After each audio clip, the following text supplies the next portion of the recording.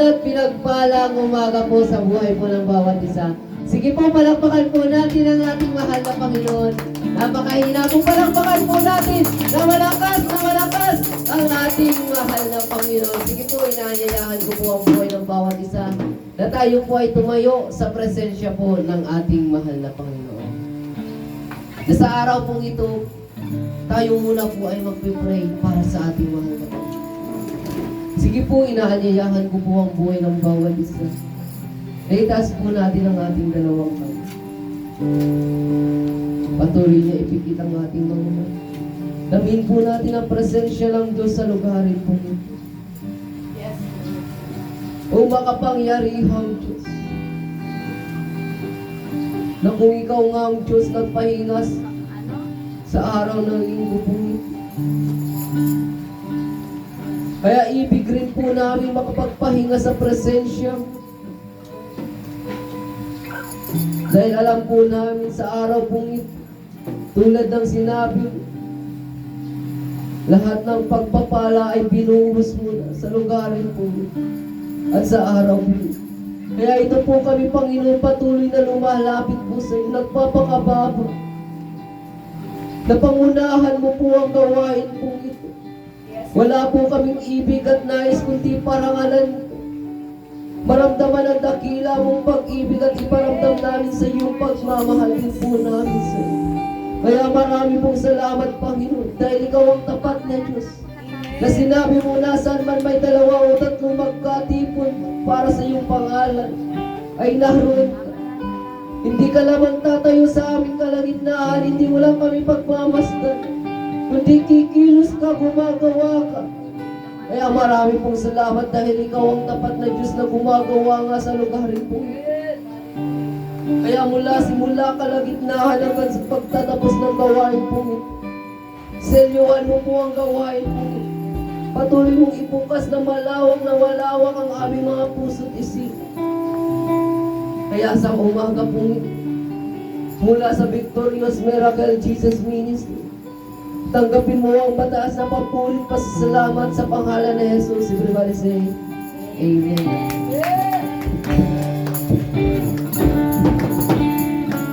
Praise the Lord! Sige po, may sumama natin palakpakan ang Diyos na gumagawa ng dakilang bagay!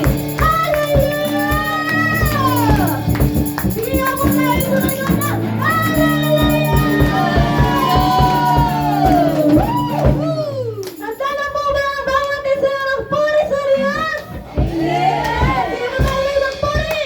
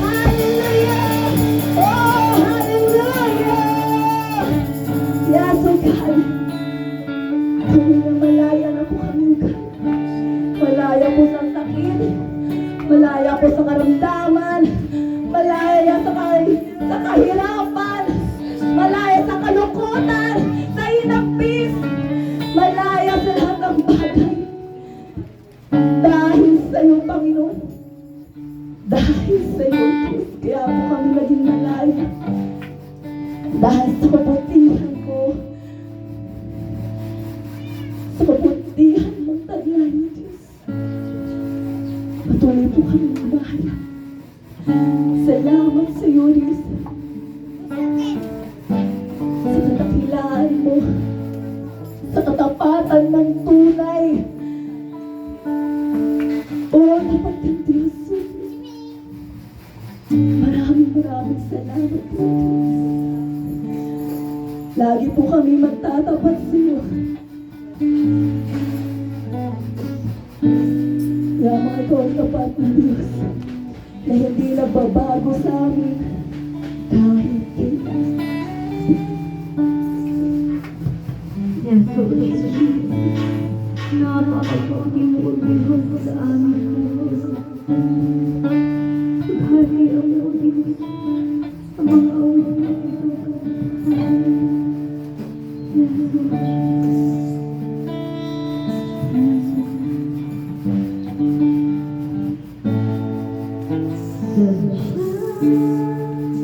Kay buti na aking Panginoon, magtatapos sa habang panahon.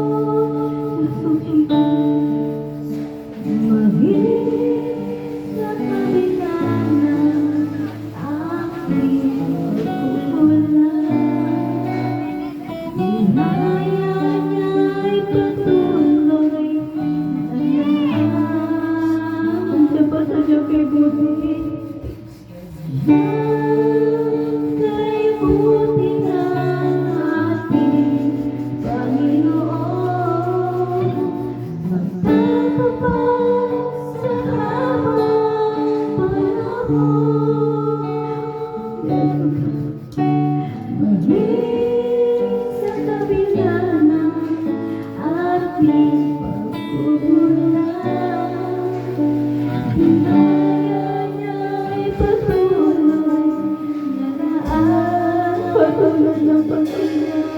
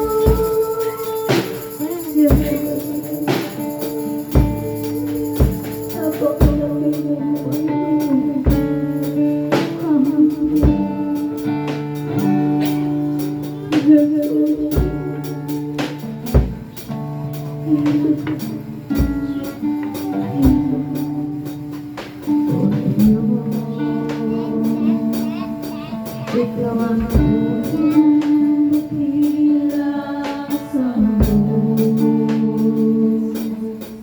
Ikaw ang mahal at mahal ang tulad ko.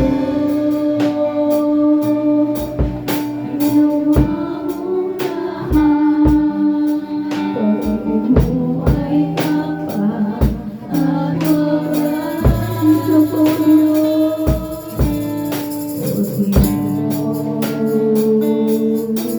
Ikaw ang unang tila sa mundo. Ikaw ang haring na mahal ang tulad ko. Ginawa mong lahat, pag-ibig mo ay tapat at walang kapulo.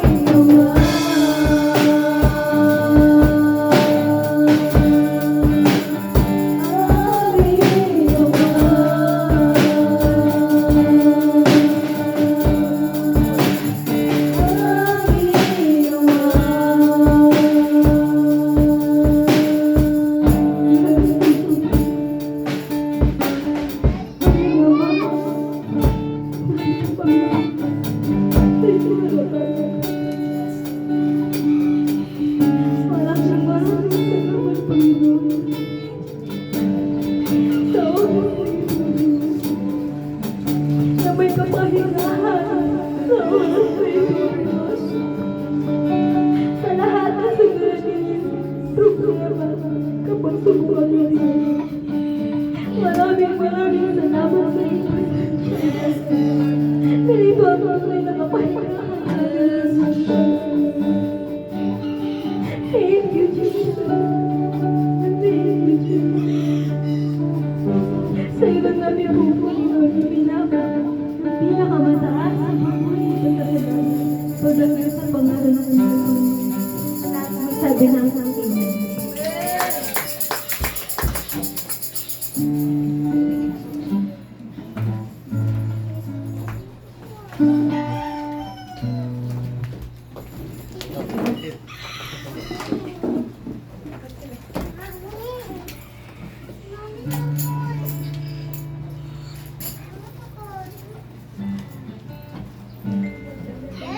God, sige po, palakpakan po muli natin ang ating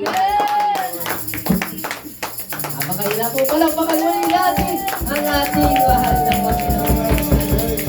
Muli po, ang buong Victorious Miracle Jesus Ministry ay bumabati po sa buhay po ng bawat isa sa inyo. Sa pangunguna ng lingkod ng Diyos, Pastora Richie Hidralan. At maging po sa lahat ng nanonood po ng live video po ito, isang mapagpalang umaga po sa buhay po ng bawat isa. Kaya muli po, palakpakan po natin ang ating mahal na Panginoon.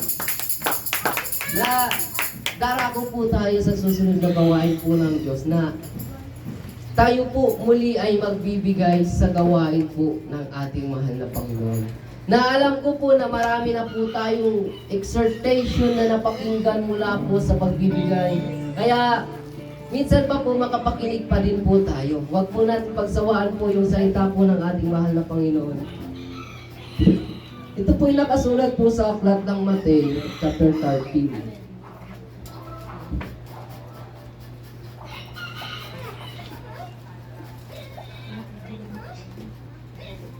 At bago ko po ito basahin, na doon po sa Old Testament, 400 years po yung nakaraan o nakalipas na hindi po nagsalita ang Diyos sa bansang Israel. Kasi bakit po? Ikinubli ng Diyos yung kanyang presensya o ang kanyang tinig dahil po sa pagnanakaw po ng Israel sa kanya. Kaya nung magsalita po ang Diyos sa aklat po ng Malakay, ay yung pinaalalahanan niya po yung bansang Israel na sinabihan niya, sinawatan niya na, bakit ninyo ako ninanakawan? Diba po kaya nababasa po natin sa Malakay chapter 3 verse 10 na patungkol po sa tithes and offering na nung panahon po ngayon yung bansang Israel ay pinagnakawan nila ang Diyos. Kaya sinabi po niya na hindi lang kayo yung nagnanakaw sa akin, kundi yung buong mundo. Kaya bago siya magsalita sa aklat po ng Mateo ay nagpaalala muna po siya. Diba po, ikaw po kaya 400 years yung nakalipas para hindi magsalita po ang Diyos. Gaano katindi kaya yung puot ng Diyos. Pero sa sobrang kabutihan po ng ating mahal na Panginoon, muli po siya nagsalita mula po sa Mateo hanggang sa pahayag. Kaya sa kabutihan po ng Diyos, may isang lalaki po dito na nakaunawa po ng salita po ng ating mahal na Panginoon. Yung sinabi po sa aklat ng Mateo chapter 13 verse 44, yung title po dito, yung sinasabi, ang natatagong kayamanan. Basahin ko po at unawain po nating mabuti. Sabi po dito, ang kaharian ng langit ay katulad ng kayamanang nakabaon sa isang bukid. Nahukay ito ng isang tao, ngunit agad itong tinabunan. Tuwang-tuwa siyang umalis at ibininta ang lahat ng kanyang ari-arian upang bilhin ang bukid na iyon. Ulitin ko po. Mateo chapter 13 verse 44. Ang kaharian ng langit ay katulad ng kayamanang nakabaon sa isang bukid. Nahukay ito ng isang tao, ngunit agad itong tinabunan. Tuwang-tuwa siyang umalis at ibininta ang lahat ng kanyang ari-arian upang bilhin ang bukid na iyon. Praise the Lord. Na dito daw, ito po kahit si po ay isa pong patalinhaga na ang Diyos o si Jesus mismo yung nagsasalita po. Na may isa po daw po na yung kaharian daw po ng langit ay itinuring po sa isang bukid po na may kayamanang nahukay po yung isang tao o yung isang lalaki. Na nung nahukay niya daw po yung kayamanan ay agad niya daw po itong tinabunan. At yung lahat daw po na kanya o pagmamayari niya ay ibininta niya daw po para mabili yung kayamanan na nahukay niya po.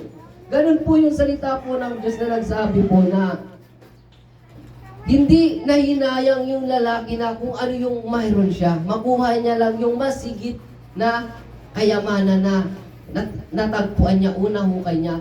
Ang mundo pong ito ay itinuring po ng Diyos na isa pong bukirin o isang dagat o isa pong bukidin na wala pong ibang kayamanan dito sa mundo pong ito kundi po ang salita po ng ating mahal na Panginoon. Amen. Dahil po, sinabi po ng kasulatan, ang langit at lupa ay lilipas o mawawala.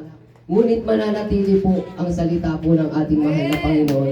Kaya itinuring po ng Diyos na ito po ay kayamanan kasi po yung lahat ng bagay dito sa mundong ito ay panandalian lamang. Kaya nung makita ng isang lalaki umahukay ng isang tao, yung kayamanan pong ito, yung salita pong ng Diyos, ay hindi po siya naghinayang na kung ano yung mayroon siya. Ang gusto niya lamang po ay yung makuha niya yung kayamanan ng Diyos o yung salita po ng Diyos. Kaya yung pangangaral po ng salita ng Diyos at yung pagbibigay ay hindi po pwedeng paghiwalayin. Kasi bakit po? Hindi po pwedeng na may pupuntahan ka na, sasabihin mo sa driver na, "Oy, mangaral na lang ako, di na ako magbabayad." Di ba po, kinakailangan pa rin po yung pera.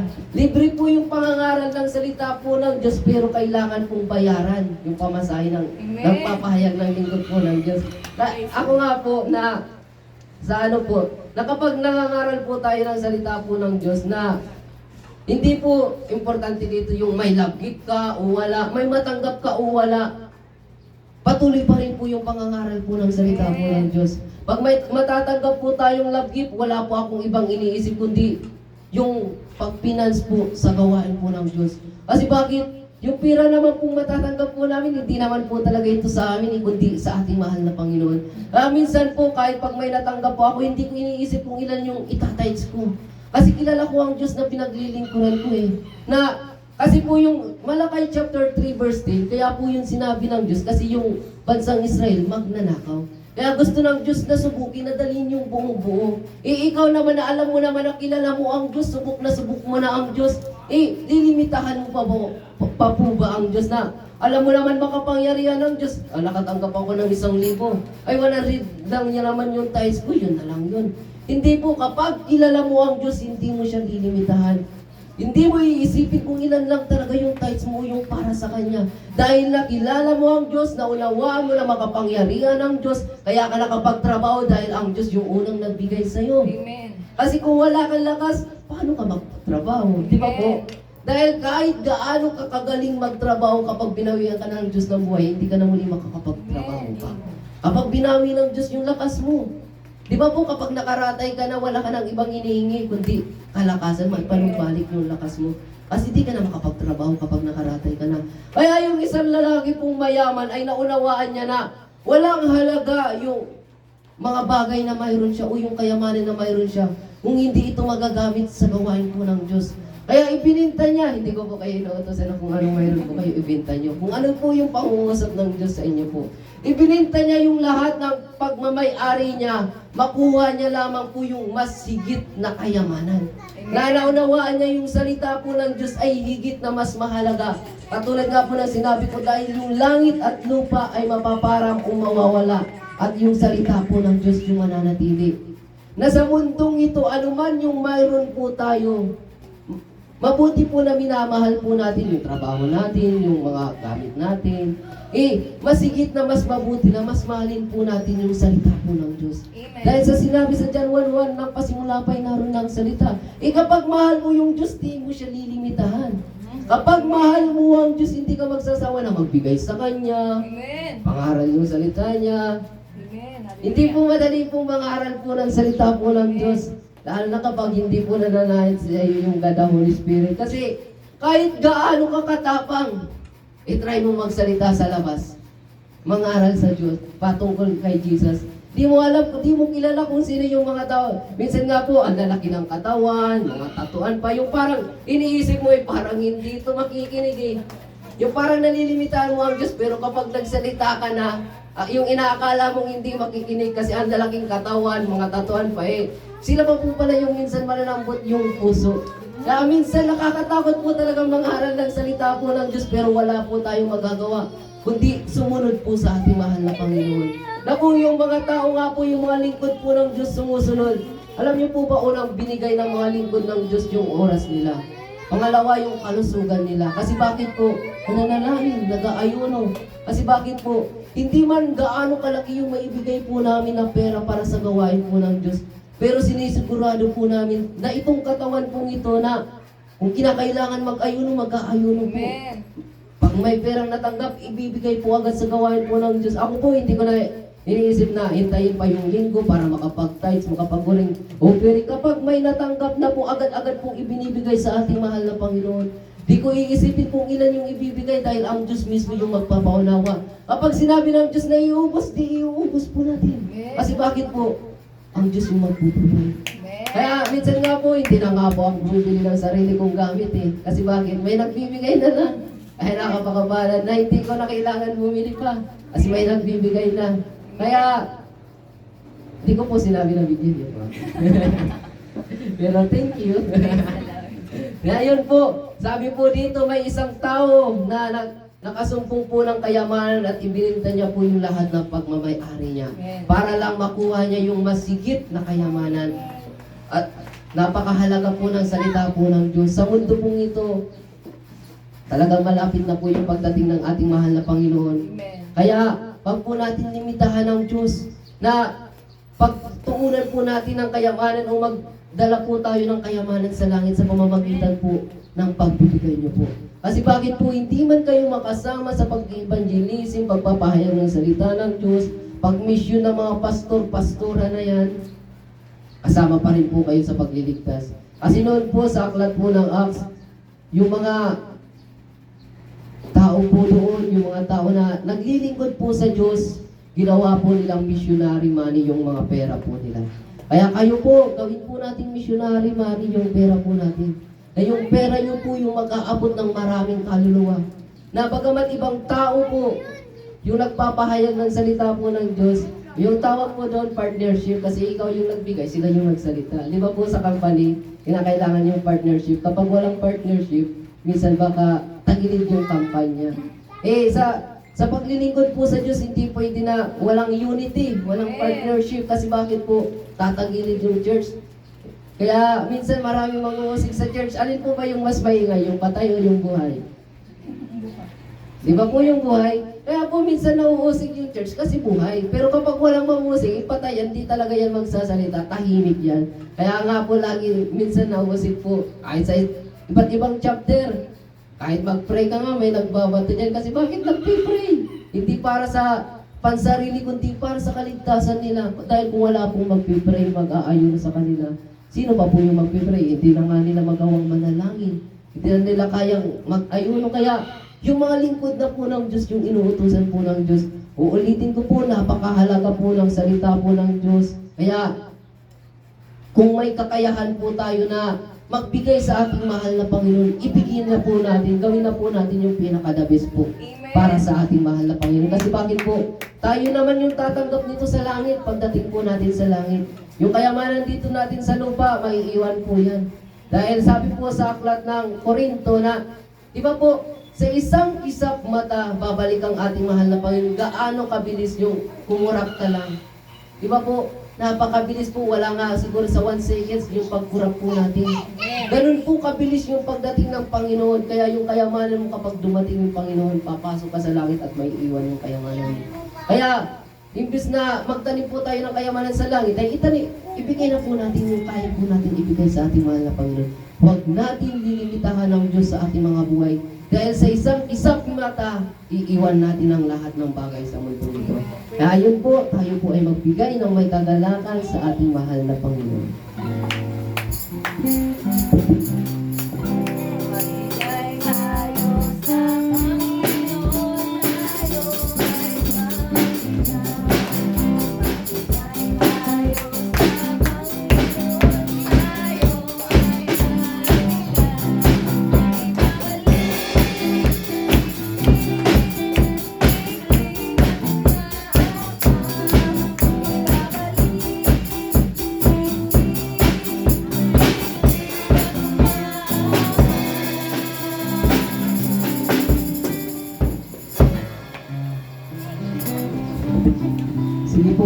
po natin ang ating mapagpalakang. O makapangyarihang Diyos, i-multiply mo nga po ang bawat salapi po na nakaloob, nakapasok sa lukbutan mo. Tulad ng sinabi mo sa aklat ng Lucas, na ito'y ibabalik mo ng siksik, liglig at lagumap. Kung paano nga po, Panginoon, nagbigay ang iyong mga anak. Patuloy mo silang pagpalain. Ibalik mo po ito sa kanila ng siksik, liglig at lagumap. Marami pong salamat, Panginoon, dahil ikaw mismo yung nagsabi na subukin ka namin. Kaya ito po kami ngayon, Panginoon, nagbibigay sa iyo. Kaya handa na po kayong matanggap ang lahat ng ibibigay mo sa amin. Salamat po sa bukas na langit na pinagkatiwala mo sa aming mga buhay.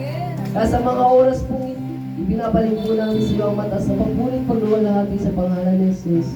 Amen at amen. Sige po, palakpakan muna po natin ang ating mga po. Wali po tayong pumiti. Salubungin po natin ang salita ng Diyos sa pamamagitan ng kanyang lingkod. Yes. Dahil ang Diyos patuloy magsasalita sa pamamagitan ng lingkod. Yes, Lord.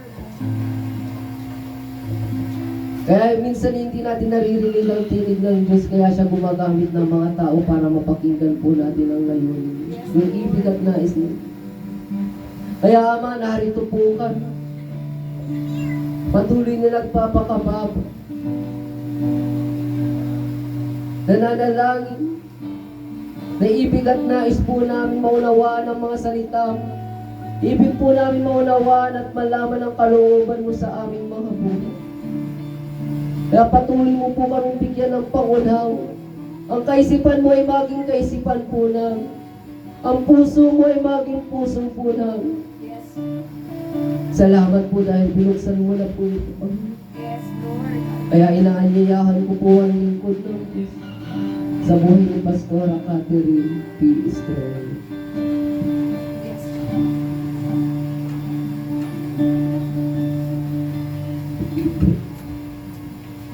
Ito yung pinagay sa banal ng Gusto ko.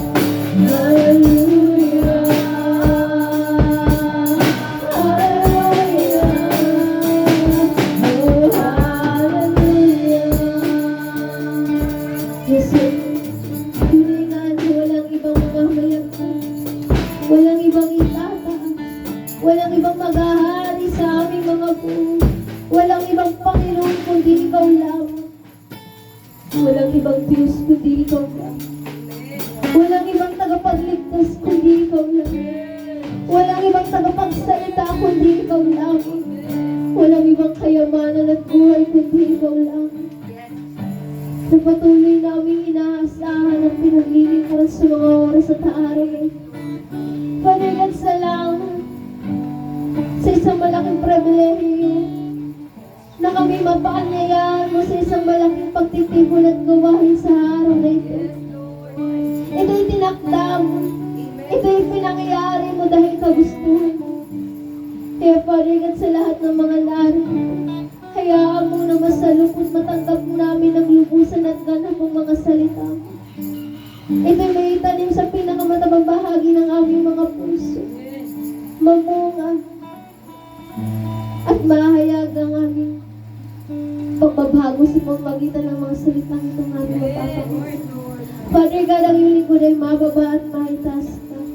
Ikaw ang maparangalan, ikaw ang maluwalhati at madakila. Ito ang aming samo at dalangin sa pangalan mo, Jesus. At sa pamagitan ng Espiritu Santo, lahat po tayo magsabi ng Amen! Palakpakan po natin ang ating Diyos ng buhay. Glory to God.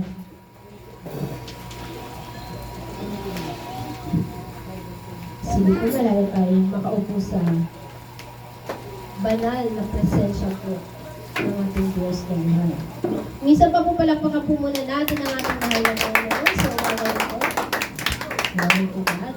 So, sa pangunguna po ng kanyang lipot, Richie Odraga, at sa buong Body of Christ, pumabati po kami ng isang mapagpalang umaga at isang punong-puno ng biyaya at pagpapala na araw ng linggo sa ating lahat.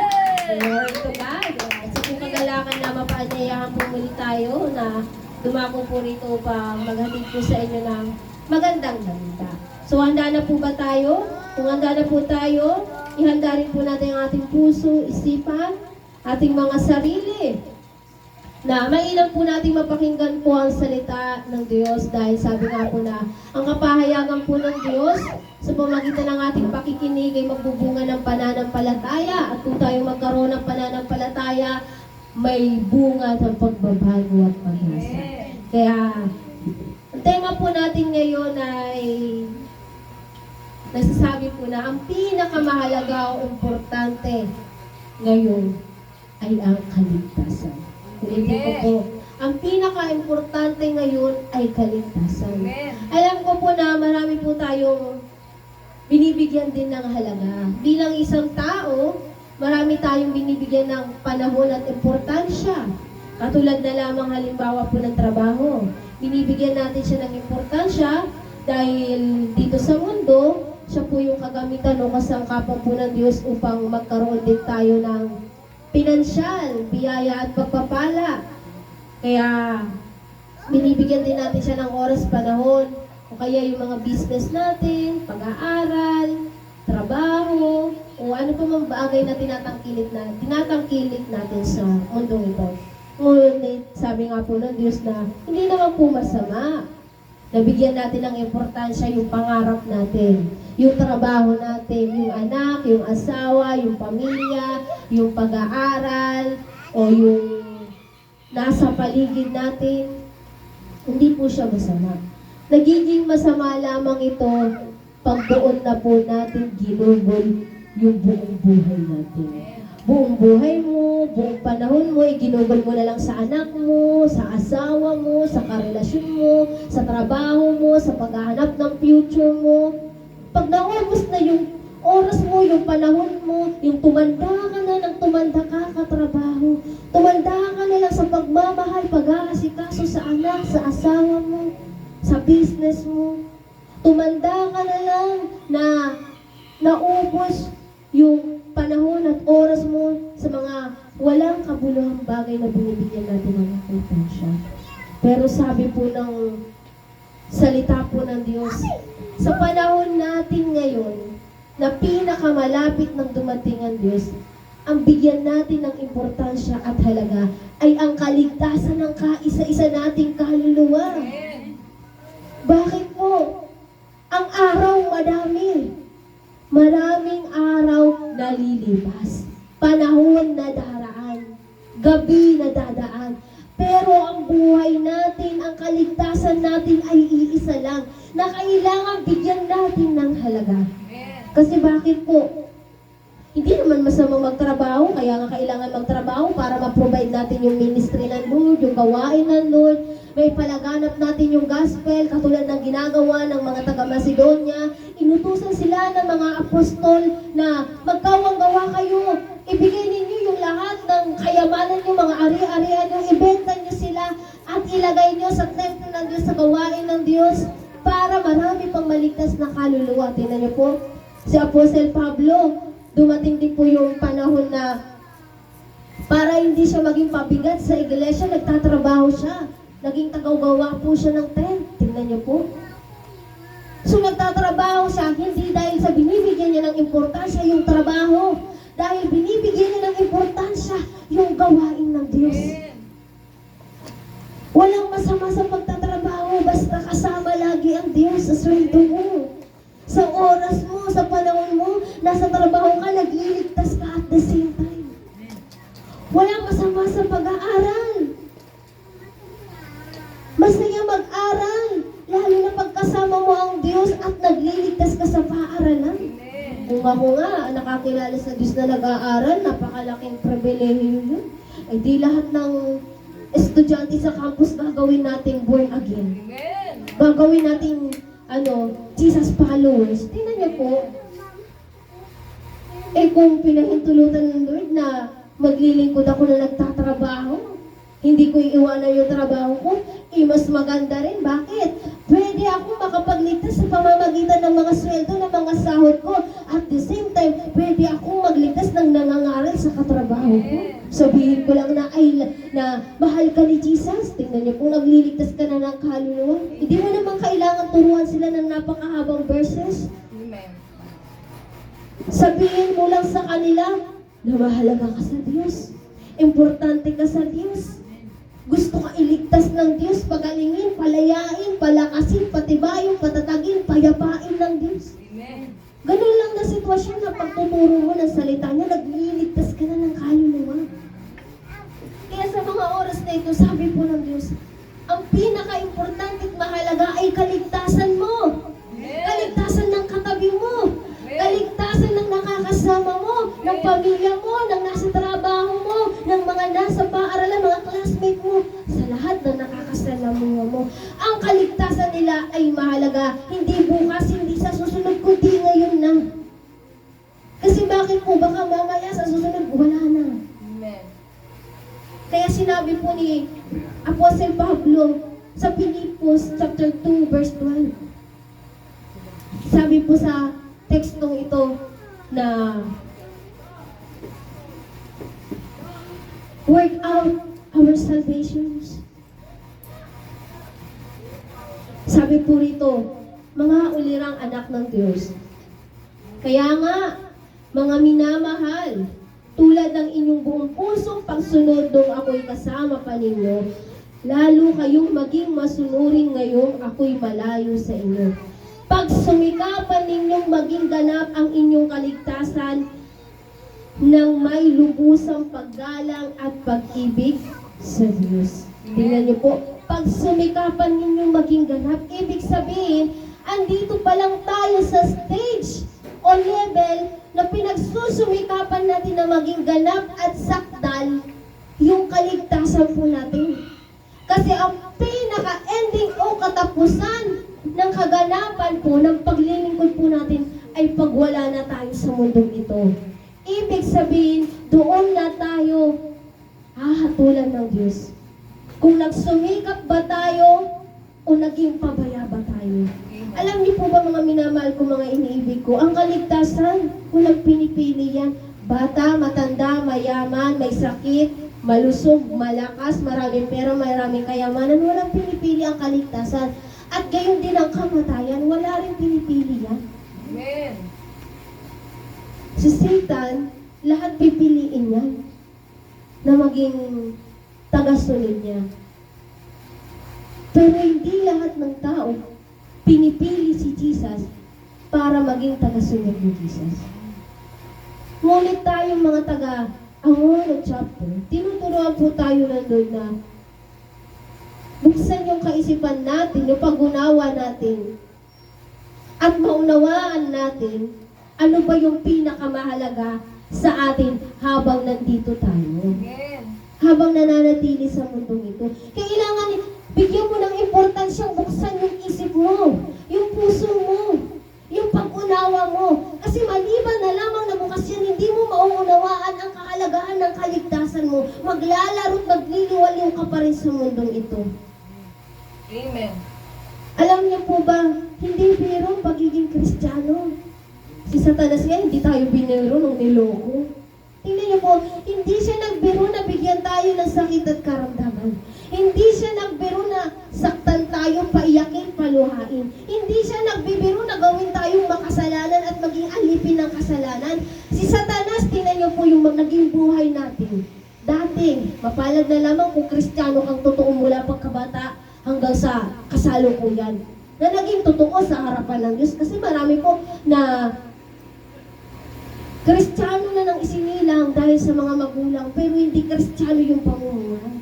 Magiging totoong Kristiyano o born again lamang ang isang mananampalataya pag siya ay nagiging totoong tagasunod na ni Kristo. Dahil hindi counted na Kristiyano yung magulang mo para maging totoong Kristyan ka. Amen. Dito po, tuturuan po tayo ng Diyos. Malalaman mo din sa sarili mo na totoong born again ka at follower ka ni Jesus Christ. Pag alam mo sa sarili mo na sumusunod ka at hindi ka nagkukulang sa Kanya. Pag alam mo sa sarili mo na hinihiwalay mo yung sarili mo sa sistema at standard ng mundo. Ano nga ba yung sistema at standard ng mundo?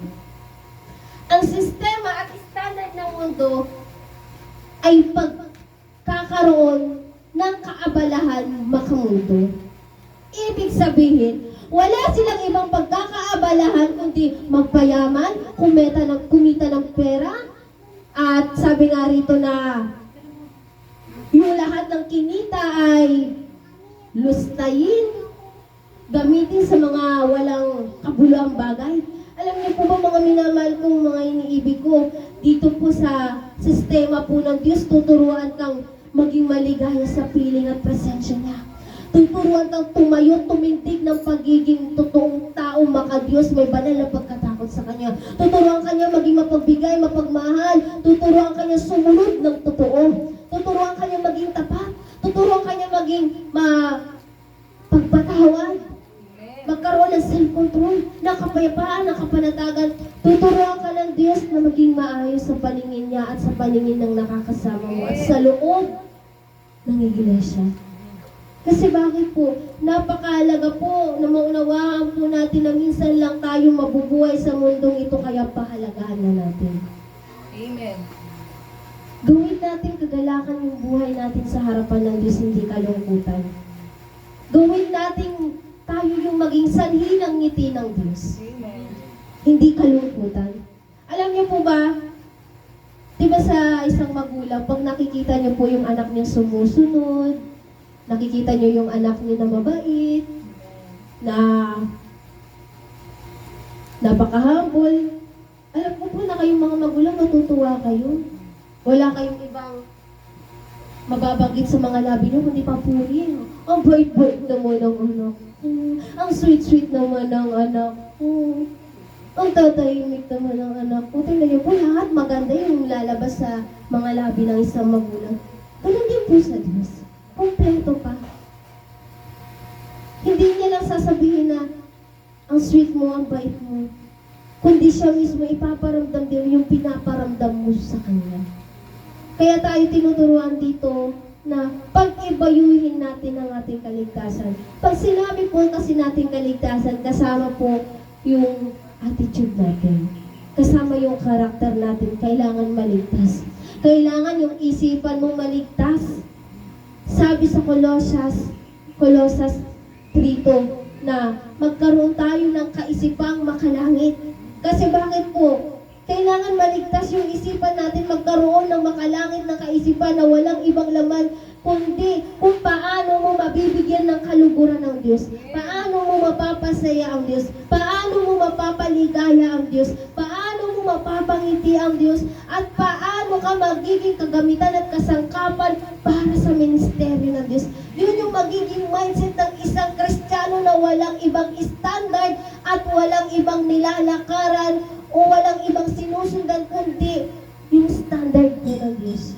Pero pag wala ka sa pagsunod o wala ka sa sistema ng Diyos, ang sistema na lalakaran mo, kundi ang makisalamuha, makipamatok sa takbo ng mundo. Kung paano sila magsalita, gayon at gayon ka rin. Kung paano sila magmahal ng hindi tama, gayon din ang pagmamahal na hindi tama na maaarap natin. Pag hindi tayo matibay at matatag sa pananampalataya, alam niyo po ba, wala rin masama sa pagmamahal. Dahil ang pinakapuso ng Bible ay love, pag-ibig. John 3:16. For God so loved the world. Kaya ibinigay niya ang kaisa-isa niyang bugtong na anak na si Jesus Christ. Tingnan niyo, ang pag-ibig ng isang ama ay handang magsakripisyo. Ganun yung pag-ibig. Tama. Nagmamahal ng tama. Ganun ang kaisipan ng isang Kristiyano. Nagmamahal din siya sa tama. Yung puso tumitibok sa tama. Yung lakad, lumalakad sa tama, sa matuwid. Yung paningin, tumitingin sa tama. Yung pandinig sa tama, yung pananalita, lahat tama. Yun yung standard na nun. Tama lahat, maayos, payapa. Kasi bakit po tayo tinuturuan ng Diyos na ngayon pa lamang maging tama ka na, maging banal ka na, maging maayos ka na, magsumikap ka na para sa kaligtasan mo. Kasi sa langit, wala nang pagsusumikap doon. Ang pagsusumikap ay nandito sa lupa, wala sa langit. Ang pagsusumikap ay nandito sa lupa. Ang pagiging maayos, wala sa langit, nandito sa, wala sa lupa, nandito. Excuse me, sorry po. Sabi nga, pagiging matuwid at ang pagsusumikap na maging matuwid ay wala sa langit, nandito sa lupa. Kasi kailangan mong pumasok sa langit na matuwid ka na, malinis ka na, ganap ka na, sakdal ka na, hindi yung nagsusumikap ka pa lang kasi wala kang bahagi dyan. Guguluhin mo ang langit. Kaya dito pa lang yung standard ng Diyos ay makuha na natin, yung integridad ng Diyos ay maunawaan natin kung paano natin ito maa-adapt. Amen. Paano nga ba? Siyempre, unang-una kailangan mo magdesisyon. Kailangan natin magdesisyon na yung standard ng Diyos ay maging standard natin. Kasi halimbawa, sa kalagayan na lamang po natin mga tao. Kung may sakit ka at hindi ka magpapagamot, kasalanan mo na yun. Na pag alam mo naman na kailangan, pag hindi na kaya ng katawan. Kaya pag namatay ka, walang kinalaman yung nasa paligid mo. Kasalanan mo yun kasi yun yung desisyon mo. Kaya pangit yung nangyari sa'yo. Halimbawa, kung gusto natin gumanda yung sarili natin, maging maayos at presentable tayo sa bawat pagtayo natin, at sa bawat haharap tayo, halimbawa, sa paaralan, sa trabaho, sa kliyente, o ano pa man yan, sa kaibigan mo. Diba ang ginagawa natin, kailangan presentable yung sarili po natin. Desisyon natin pagandahin yung sarili natin, ayusin ito. Maging mabango, maging mainam sa paningin ng tao, desisyon natin yan. Kasi ang gusto nating standard na maririnig sa kanila ay mapuri tayo. Ang ganda mo naman, ang ayos-ayos mo naman. Nag-glow ka, ang glowing mo, ang blowing mo. Tingnan niyo po. Kasi bakit? Nag-decide tayo na ayusin yung sarili natin. Pero tingnan niyo naman, pag hindi tayo nag-decide na siya ayos yung sarili natin, anong maririnig natin? Siyempre, hindi maganda. Pangit din. Halimbawa, dahil nag-decide ka na maging marumi ka, hindi ka maliligo, desisyon mo yun. Hindi ka magtututbrush. Eh pag narinig ka, sinabihan ka ng baho ng hininga mo, magagalit ka. Eh kasalanan mo eh. Naging standard mo na maging madumi ka eh. Pag sinabihan ka ng asim mo, eh di tayo matutuwa, syempre. Eh kasi bakit? Eh ikaw naman yun nagpabaya eh. nakita. Kaya magdedesisyon ka dahil sa narinig nakita mo at sinabi sa'yo, pagbaguhin mo yung sarili mo. Mag-aayos ka. Pipili ka ng mga personal hygiene mo para maging mabango ka. Tingnan niyo po, ganun din sa Diyos. Kung gusto natin maging mabango tayo sa harapan ng Diyos, maging mabango yung kaligtasan natin sa harapan ng Diyos, dito pa lamang sa lupa magdesisyon na tayo na maging mabango at maayos tayo sa harapan ng Diyos. Tingnan niyo po, kung sa tao hindi ka pasado, paano ka papasa sa Diyos? Siyempre ang tao mahilig mangilatis yan. Lalo na kung Kristiyano. Sa mga pastor at pastora nga, tingnan niyo po, pag nagdi-discern yan sa mga baguhan, dito magtatagal. Kasi bakit? Kung utos-utosan ka, hindi ka makapasa, paano ka pa kaya makakapasa sa langit? Kailangan mo munang matuto dito bago ka makapasok doon. Ang standard po ng Diyos, unang-una niyang ginawa ay nagdesisyon siya na sumunod sa Ama. Kasi kahit gustong-gusto ng God the Father na maligtas yung mundo, kung hindi susunod yung God the Son, walang salvation tayo. Dahil sa pagmamahal ng God the Father, at dahil din sa pagsunod at pagdidesisyon ng God the Son, naligtas tayo. At yung kaligtasan na yun, ay tatrabahuin natin, akala natin tapos na? No! Yung ginawa ni Jesus Christ, pasimula pa lamang yun. At tayo yung magpapatuloy. Ipagpapatuloy tayo, pagpapatuloy natin yung kaligtasan, katulad na sinasabi dito ni Apostle Pablo, na pagsumikapan ninyong maging ganap, dahil hindi pa pala ganap. Kaya sabi ni Apostle Pablo, pagsumikapan ninyo, kasi baka dito sa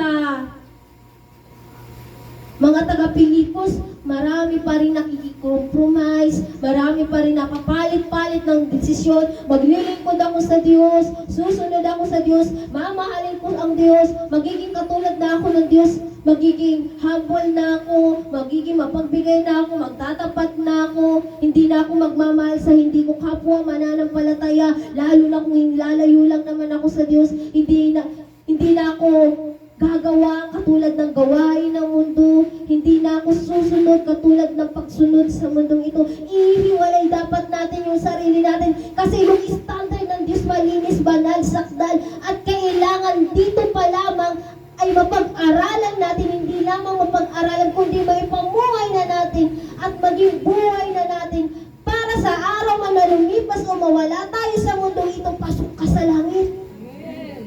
Kasi sayang yung pagsimba, sayang yung pagbibigay, sayang yung pagmamahal, mga love offering. Kung darating ang panahon at araw, hindi mo na pahalagaan ang pinaka-importanting bagay na kailangan mong gawin habang nabubuhay ka. Ang magdesisyon na bigyan ng importansya ang kaligtasan. Hindi yan matatapos sa salitang kaligtasan kasama ang isip mo dyan. Kasama ang puso mo, espiritu mo, kaluluwa at katawan mo. Lahat ito ay involved sa kaligtasan. Lahat involved na mag-functions. Kailangan lahat magpa-functions yung isip mo. Dapat iniisip mo kung paano mo mabibigyang pahalaga o halaga ang gawain ng Diyos. Yung puso mo, yung katawan mo, yung lakas mo. Kailangan alam mo kung kanino ang importansyang binibigay mo. Saan? Sa pamaraan. Minamahal ko mga iniibig ko, si Apostle Pedro may sinabi rin po sa chapter 1 verse 13. Diba sabi po, ang pinaka-importante ngayon yung kaligtasan. So paano magiging maayos yung kaligtasan natin? Unang-una kailangan natin magdesisyon. Katulad ng example kanina, kung gusto mo maging mabangot maayos sa harapan ng tao, gumagawa ka ng kapamaraanan para maging maayos ka. At gayon din yung gagawin natin sa Diyos. Kung gusto po natin maging mabangot maayos tayo, dito pa lamang sa lupa, kailangan magdesisyon na tayo. Hindi pwede yung desisyon na pabago-bago. At hindi pwedeng desisyon na kung saan hindi stable. Hindi pwedeng desisyon na kung saan bara-bara lang. Kailangan natin ng firm decision.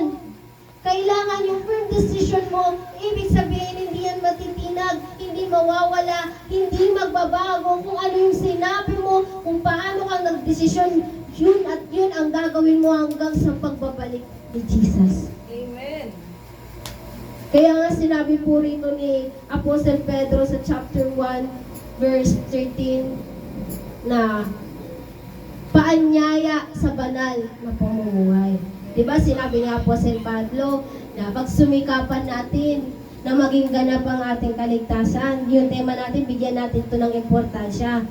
Kailangan natin magdesisyon. So sa pamamaraan. Ito yung sinabi po ni Apostle Pedro. Pinapaanyayahan niya tayo sa banal na pamumuhay. Kaya nga, verse 13, ihanda ninyo ang inyong mga isipan para sa dapat ninyong gawin. So, ibig sabihin, ano yung ihahanda natin? Kabilang sa ihahanda natin, katulad ng nabanggit kanina, ang ating mind. Na magkaroon tayo ng makalangit na kaisipan. So, ibig sabihin, tutulungan natin yung sarili natin. Ibig sabihin, yung isipan natin magpapunction yan. Amen. Kasi hindi pwedeng hindi nagpapunction yan kasi araw-araw nagpapunction yung isip natin. Araw-araw gumagana yan. Kaya nga ihanda ninyo ang inyong mga isipan para sa dapat ninyong gawin.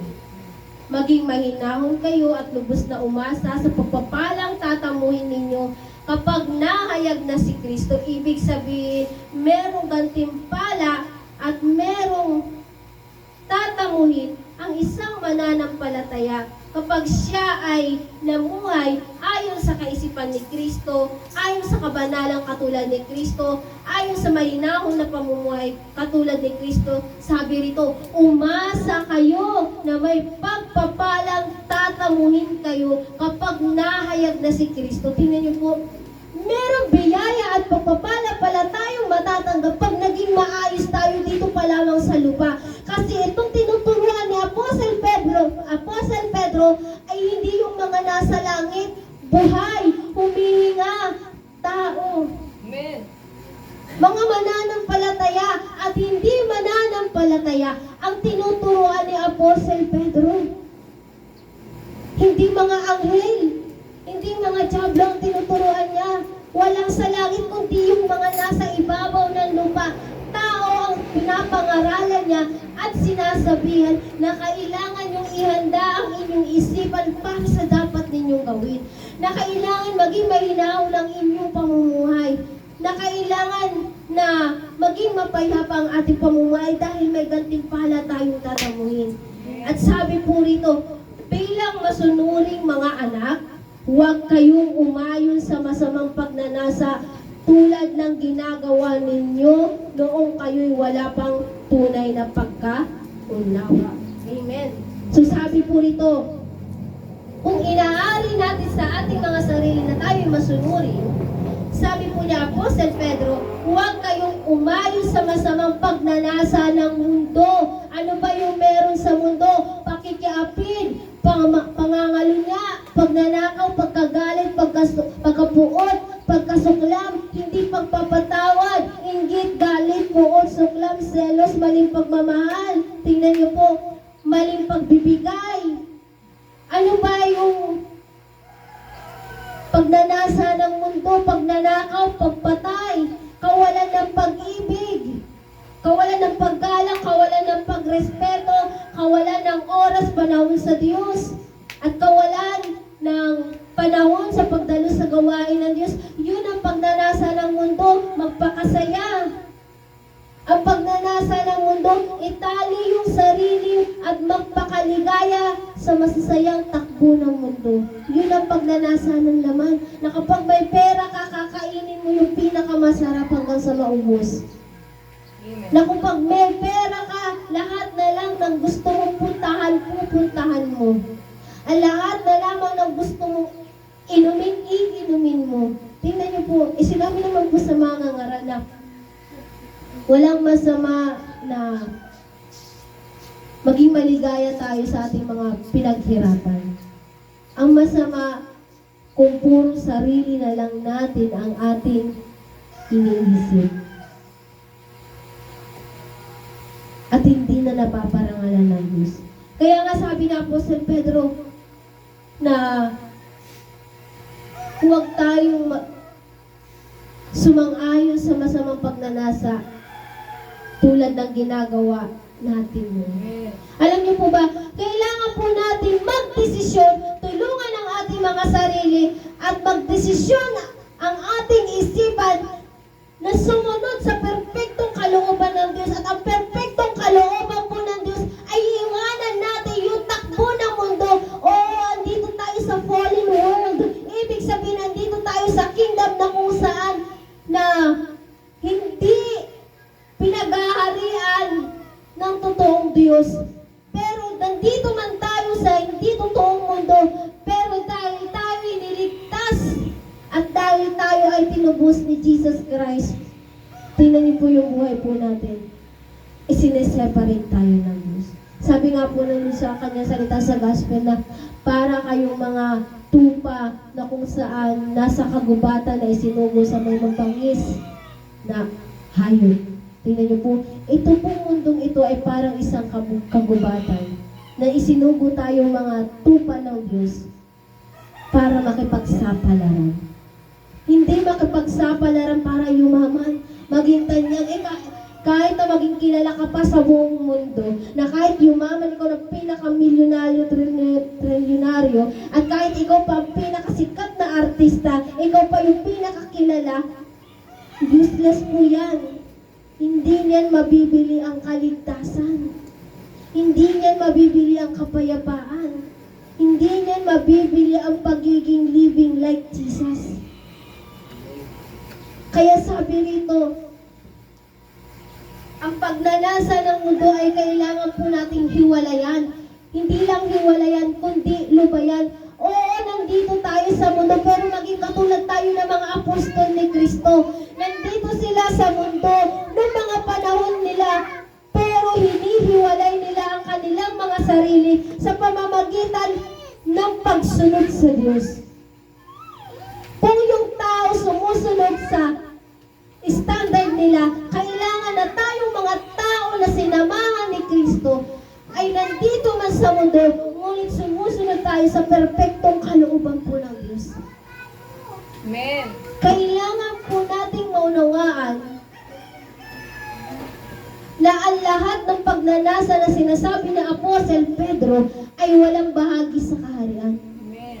Huwag natin hahayaan na tatanda tayo sa mundong ito. Huwag natin hahayaan na lumilipas yung panahon natin sa mundong ito na hindi tayo nagiging kapakinabangan sa harap ni Kristo.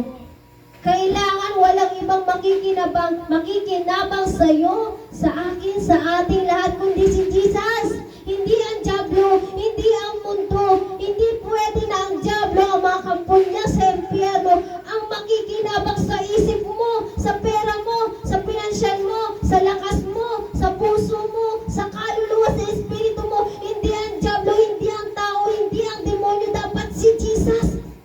Amen. Kasi bakit? Si Jesus handang payapain ang magulo mong isipan. Si Jesus handang punuan yung puso mong kulang o kulang. Tingnan niyo po. Kaya tayo inihiwalay ni Jesus dito sa sistema po ng mundo at pagnanasa po ng mundo. Kasi bakit po? Temporal kasi ito. Kasi lahat po nang nandito sa mundo ay temporal. Tingnan niyo po. Yung iba, ginugugol niyo pa yung kanilang mga pinagkakitaan sa pag-iinom. Pagsasahod na yan, iinom na yan. Meron nga po tayong isang pinsan na hindi pa sumasahod, bagong pasok, bagong apply. Yung sahod niya, yung kapwa namin mga pinsan, isinet na pang-inom daw yun. Tingnan niyo po, pinangunahan pa yung tatrabaho. Pang-inom na yan. Hindi pwedeng hindi ka makisama. Bawal ang KJ. Tingnan niyo, yun ang mundo.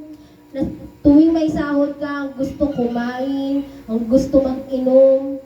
Pero after that, tapos na yung kaligayahan, ilang minuto lang ang lumipas at naman. Pero tayo, pag si Jesus ang inuna natin, yung sahod natin ibinigay natin sa Kanya, kasama natin siya kumakain, satisfied na satisfied tayo.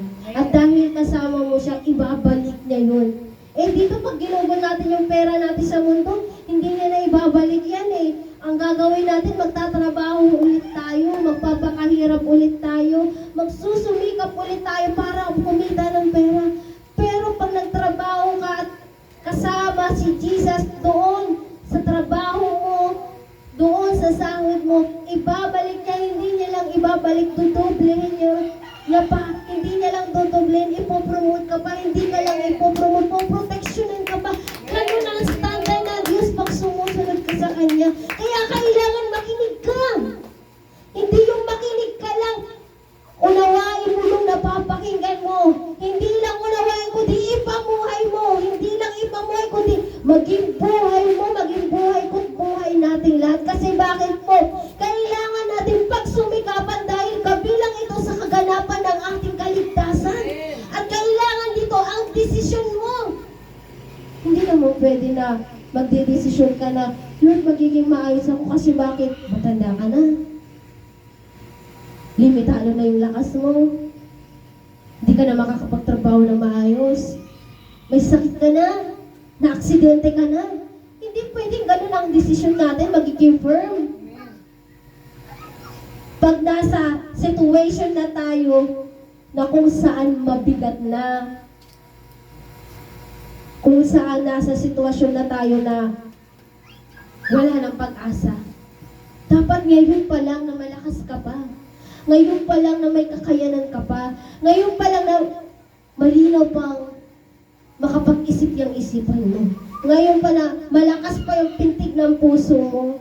Malakas pa yung paningin mo, yung pandinig mo. Ngayon pa lang magdesisyon ka na gawin yung sinasabi ni Jesus, ni Apostle Pablo, ni Apostle Pedro, na kailangan paunlakan natin yung paanyaya niya na magkaroon ng banal na pamumuhay. Maliban na lamang magdesisyon ka na magkaroon ng ganap, sakdal at banal na pamumuhay, hindi ka magiging banal. Kailangan ka dito yung desisyon mo. Uulitin ko, ang pagiging Kristiyano ay hindi biro, hindi laro, kasi ang kamatayan hindi rin laro, hindi rin biro. Ang pagkabuhay natin hindi laro, hindi biro. Maaari ang mga bata naglalaro dahil wala pang muwang yan. Pero tayo mga muwang na, may kaisipan na, natuto na, alam na ang mabuti at masama, lalo na't sinabi ng Diyos sa kanyang mga salita na ang lahat ng nakakaalam ng mabuti, ngunit hindi ito'y ginagawa, ay nagkakasala. Tingnan niyo po. Sa lahat ng nakakalam ng mabuti, ngunit hindi ginagawa, ay nagkakasala. Alam mo naman pala na mabuti na magkaroon ng malinis na isipan, ngunit hindi mo ginagawa, ikaw'y nagkakasala. Na alam mo naman pala yung standard ng Diyos, ito yung gusto ng Diyos, ngunit hindi mo ginagawa, ikaw ay nagkakasala. Sabi sa 1 John na ang lahat ng gawain di matuwid ay kasalanan. Tingnan niyo po. Di matuwid, kasalanan na agad. So, paano pa kaya ngayong mga nakarinig na tayo? Lalo na tayo dumadalo na sa gawain ng Diyos. Marami nang napakinggan sa gawain po ng Diyos. Bakit ganun na lamang yung persistent po ng salita ng Diyos, ng mga lingkod ng Diyos na lubayan po natin yung mundo? Kasi sa mundo, hindi ka maliligtas. Kasi yung mundo, hindi magbibigay ng kaligtasan sa'yo. Kasi yung mundo, hindi ka isa-satisfied nito. Kasi yung mundo, paglalaroan ka. Yung mundo, papagurin ka. Yung mundo, babagabagin ka. Yung mundo, gagawin kang mahina. Yung mundo, pupunuin ka ng anxiety, ng depression, ng sakit at karamdaman. Yung mundo, pupunuin ka ng aksidente, disgrasya, kamatayan. Kamatayan pinansyal, pag-ibig, pagmamahal, peace, pag-asa, satisfaction. Yun ang mundo. Pinapatay niya yung lahat ng magagandang ibibigay at ibinibigay sa atin po ng Diyos. Kaya sabi ni Apostle Pedro na huwag na tayong umayon. Kasi bakit po?